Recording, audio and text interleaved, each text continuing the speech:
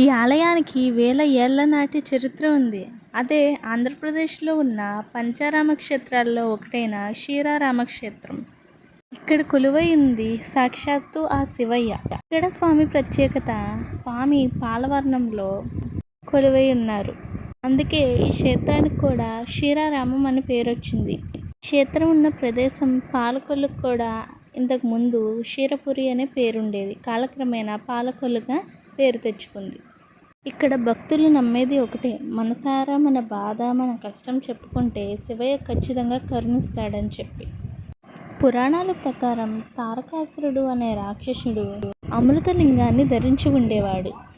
అతన్ని సంహరించడం కోసం కుమారస్వామి ఆ లింగాన్ని 5 భాగాలుగా ఛేదించారు.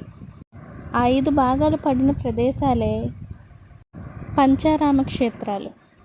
అందులో ఒకటే ఈ క్షీరారామం.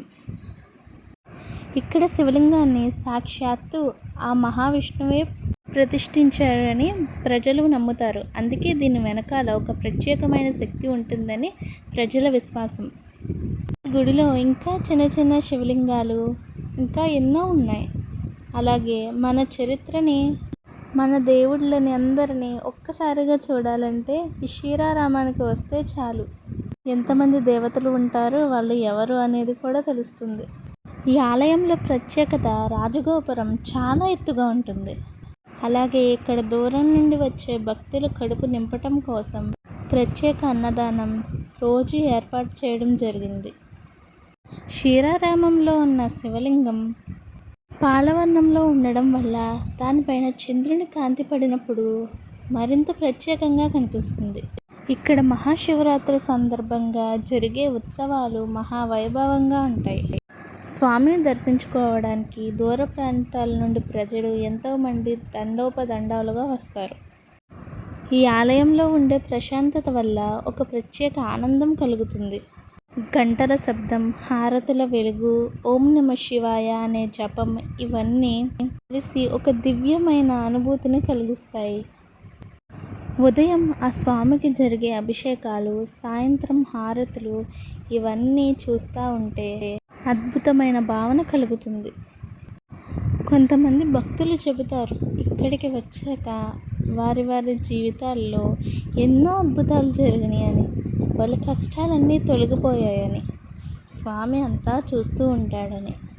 నిజంగానే చూడడానికి నాకు అలాగే అనిపించింది. ఆ స్వామిని అలాగా ఒక్క నిమిషం చూసినా అలా మైమర్చిపోయాం. భక్తి, ప్రశాంతత, పురాతన వైభవం ఇవి 3 కలిసిన చోటే క్షీరారామం.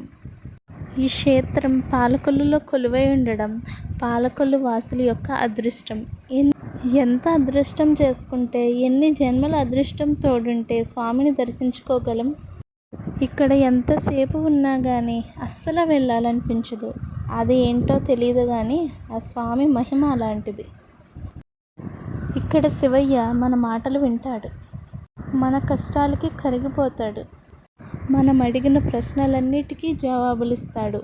ఏ సమయంలో ఏమి ఇవ్వాలో శివయ్యకి బాగా తెలుసు.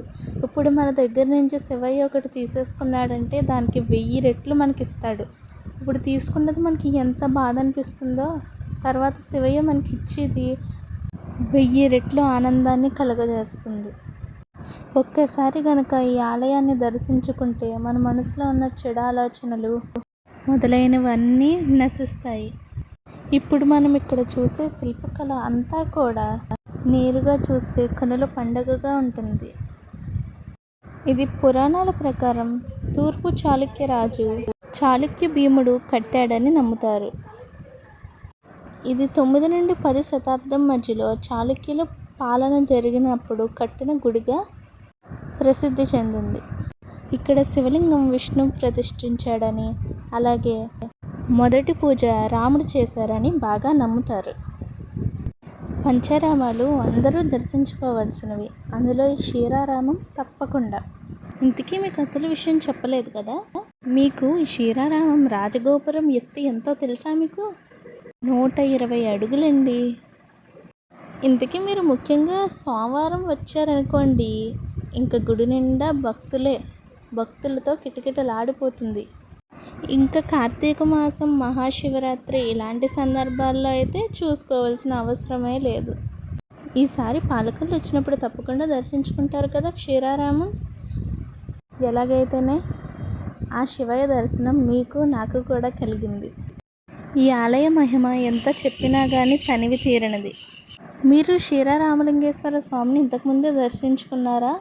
కామెంట్ చేయండి. అలాగే పంచారామ క్షేత్రాల్లో మీరెన్ని దర్శించుకున్నారు, ఇంకా ఎన్ని దర్శించుకోవాలి కామెంట్ చేయండి. ఇది కూడా ఇంకో విషయం తెలుసా మీకు?